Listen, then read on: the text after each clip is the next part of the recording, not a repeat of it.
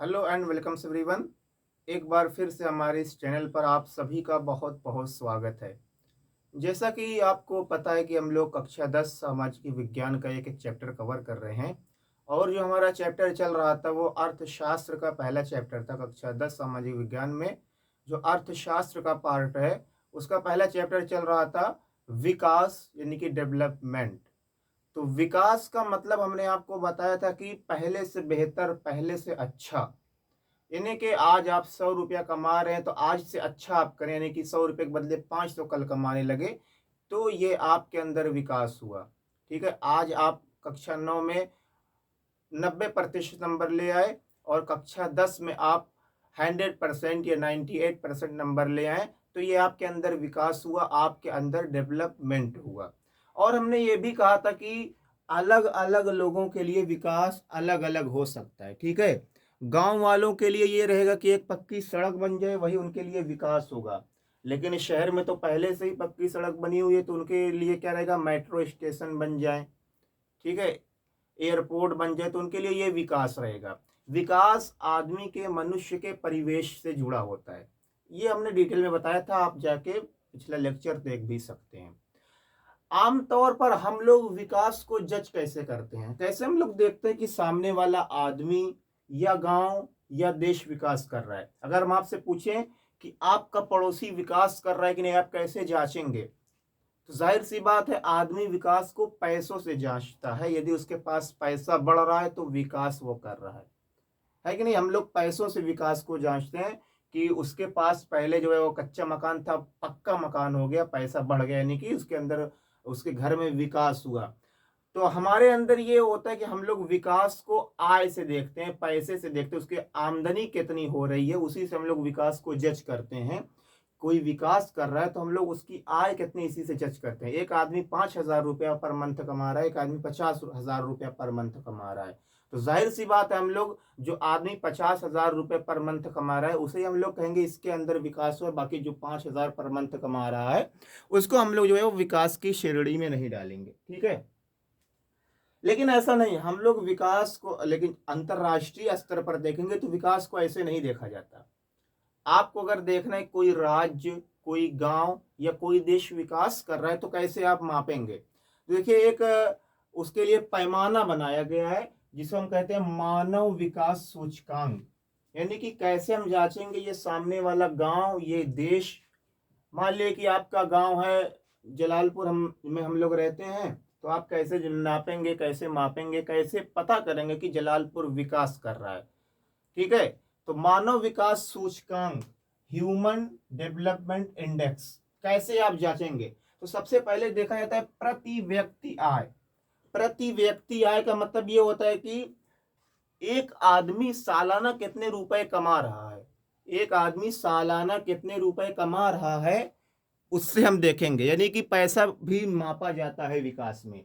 एक आदमी सालाना कितने रुपए कमा रहा है। अब आप जलालपुर का विकास देखना चाहते हैं, पता करना चाहते हैं कि जलालपुर विकास कर रहा है कि नहीं, सबसे पहले आप देखेंगे जलालपुर का प्रत्येक व्यक्ति, यानी कि हर आदमी एक साल में कितना रुपए कमा पा रहा है, कितना रुपए कमा पा रहा है। ठीक है, देखिए, अगर एक आदमी 4 लाख रुपए से ज्यादा एक साल में कमा ले जा रहा है तो इसका मतलब वो विकास की श्रेणी में आ रहा है। 4 लाख रुपए से ज्यादा यदि कोई आदमी कमा ले जा रहा है तो वो विकास की श्रेणी में आएगा। सबसे पहले आप देखेंगे जलालपुर का अगर विकास देखना है तो यहाँ का आदमी एक साल में कितना रुपए कमा ले जा रहा है। दूसरा, यहाँ की शिक्षा कैसी है। केवल पैसा ही नहीं, आप देखेंगे बहुत ज्यादा पैसा है लेकिन सब लोग गंवा रहे हैं, एजुकेटेड हैं एकदम। ठीक है, तो सबसे पहले आपको देखना है कि प्रति व्यक्ति आय कितनी, यानी कि सालाना एक आदमी कितना रुपए कमा रहा है। ठीक है, उसके बाद हम क्या देखेंगे, शिक्षा देखेंगे, वहां का शिक्षा स्तर कैसा है, लोग पढ़े लिखे हैं कि नहीं पढ़े लिखे हैं। ठीक है, और क्या देखेंगे, स्वास्थ्य देखेंगे, वहां के लोगों के हेल्थ कैसा है, स्वास्थ्य कैसा है। पता चला कि पैसा भी खूब कमा रहे हैं और शिक्षा भी बहुत है लेकिन अपने ऊपर खर्चा नहीं कर रहे, तो ऐसे पैसे का क्या फायदा? बहुत लोगों को अपने गांव मोहल्ले में आप लोग देखा होगा कंजूस, जिसे हम लोग कहते हैं मक्खी चूस। ठीक है, तो ऐसा पैसा किस काम का जो अपने ऊपर खर्च ना हो। ठीक है, तो सबसे पहले आप देखेंगे प्रति व्यक्ति आय कितनी है सालाना उस गांव के, उस मोहल्ले के, उस देश के, उस राज्य के, उस शहर के आदमी सालाना कितने रुपए कमा रहे हैं, उनकी पर ईयर इनकम कितनी है, ठीक है। और फिर देखेंगे शिक्षा का स्तर कैसा है, यानी कि कहीं खाली पैसा ही कमा रहे हैं कि शिक्षा उच्छा भी हासिल कर रहे हैं, ठीक है। और स्वास्थ्य कैसा है, जहां पर आपको ये तीनों चीजें मिलेंगी, यानी कि आदमी के पास पैसा भी ज्यादा है, उस गांव मोहल्ले में शिक्षा का स्तर भी ऊंचा है, वहां का स्वास्थ्य, बीमार उमार नहीं, पता था कि हरदम जो है वो बीमारी पड़े रहते हैं, ठीक है, हरदम बीमार रहते हैं, कुपोषण का शिकार है, ये वो तमाम चीजें, ठीक है। पैसा ऐसा किस काम का जो अपने ऊपर खर्च ना हो, ठीक है। तो जहां पर ये तीनों चीजें आपको देखने को मिले तो समझ जाइएगा कि वो गांव है, मोहल्ला हो, कुछ भी हो, वो विकास कर रहा है। पैसा ज्यादा हो, शिक्षा का स्तर अच्छा हो और स्वास्थ्य भी अच्छा हो, ठीक है। तो मानव विकास सूचकांक यही होता है कि मानव विकास की सूचना कौन देता है, यही तीनों लोग सूचना देते हैं। सबसे पहले इनकम कितनी है, शिक्षा का स्तर कैसा है और स्वास्थ्य वहां का कैसा है, यही तीनों चीजें बताती हैं कि मानव विकास कर रहा है कि नहीं कर रहा है। जैसे देखिए हमारे देश में केरल, केरल जो राज्य है, सबसे अधिक मानव विकास सूचकांक वाला राज्य केरल है, ठीक है। वहां की प्रति व्यक्ति आय 4 लाख से ज्यादा है, वहां के लोग हर साल 4 लाख से ज्यादा कमाते हैं, ठीक है। और वहां का शिक्षा स्तर आप लोगों को पता ही होगा, भारत में सर्वाधिक साक्षरता दर वाला राज्य कौन सा है, केरल है, ठीक है। और वहां का स्वास्थ्य स्तर भी काफी अच्छा है। स्वास्थ्य स्तर का मतलब क्या होता है कि मृत्यु दर में कमी हो, लोग कम मरे। अब हरदम मरवाई करेंगे तो कैसे, वो स्वास्थ्य स्तर का मतलब अच्छा नहीं है, ठीक है। तो यही तीनों जो होती हैं मानव विकास सूचकांक को बताती हैं कि वहां के लोग विकास कर रहे हैं कि नहीं कर रहे हैं। तो ह्यूमन डेवलपमेंट इंडेक्स, मानव विकास सूचकांक क्या है, यह दर्शाता है कि मानव विकास कर रहा है कि नहीं। इसको हम 3 चीजों से मापते हैं, प्रति व्यक्ति आय, शिक्षा स्तर और स्वास्थ्य स्तर से हम लोग इसको मापते हैं, ठीक है। देखिए मानव विकास सूचकांक की श्रेणी रिपोर्ट आई थी 2018 के अनुसार, आपकी किताब में पुराना दिया हुआ है तो उसी के हिसाब से हम लोग पढ़ेंगे, 2018 में आई थी। तो इसमें जो श्रीलंका की रैंकिंग थी वो 76 थी। कितनी थी, श्रीलंका की रैंकिंग, यानी कि श्रीलंका 76वें नंबर पर था और भारत 136वें नंबर पर, यानी कि भारत से बहुत आगे था श्रीलंका, देख रहे हैं आप ना। तो श्रीलंका भारत से ज़्यादा अच्छा है अगर मानव विकास सूचकांक के अनुसार देखा जाए, ठीक है। यानी कि वहाँ पे मानव विकास काफ़ी तेज़ी से हो रहा है। बांग्लादेश का 130, ये 30 है, 130वां नंबर था भारत का, ठीक है। और बांग्लादेश का 136वां नंबर, नेपाल का 149वां और 150, यानी कि हम अपने पड़ोसी देशों में देखें सबसे ज्यादा श्रीलंका का मानव विकास सूचकांक कर रहा है 76, ठीक। उसके बाद भारत का 130, बांग्लादेश का 136, ठीक है। देखिए आप लोगों ने 2 टर्मिनोलॉजी सुनी होगी, विकसित देश और विकासशील देश, सुना होगा आप लोगों ने, विकसित देश और विकासशील देश। विकसित देश का मतलब जो विकास कर चुके हैं, ठीक है, वो विकसित हैं पूरे, ठीक है। और विकासशील देश का मतलब जो अभी विकास की तरफ अग्रसर हैं, अभी वो विकास कर रहे हैं, ये फर्क होता है, ठीक है। विकसित देश का मतलब ये लोग विकास कर चुके हैं और विकासशील देश का मतलब जो अभी विकास कर रहे हैं, विकास की तरफ अग्रसर हैं, ठीक है।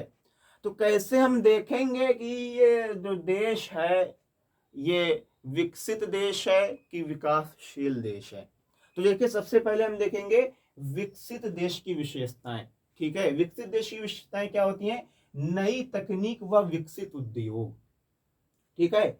इसका मतलब क्या हो कि अगर आपको किसी देश में नई नई मशीनें दिख रही हैं, नए नए उद्योग दिख रहे हैं, अच्छे अच्छे विकसित उद्योग दिख रहे हैं, जैसे हमारे यहाँ एग्रीकल्चर का हम उदाहरण लें, कृषि का, कृषि का यदि हम उदाहरण लें तो हमारे यहाँ क्या होता है, हमारे यहाँ देखा होगा आप लोगों ने, हाथों से वो की जाती है, बीज की बुआई की जाती है हाथों से, ठीक है। और क्या किया जाता है, जो फर्टिलाइजर्स यानी उर्वरक उर्वरक डाले जाते हैं वो भी हाथों से डाले जाते हैं। यहाँ तक कि बहुत कम ही लोगों को यहाँ देखा होगा आप लोगों ने कि मशीनों द्वारा कटाई होती है, बाकी तो जो हाथ ही से जो कटाई होती है धानों गेहूं की।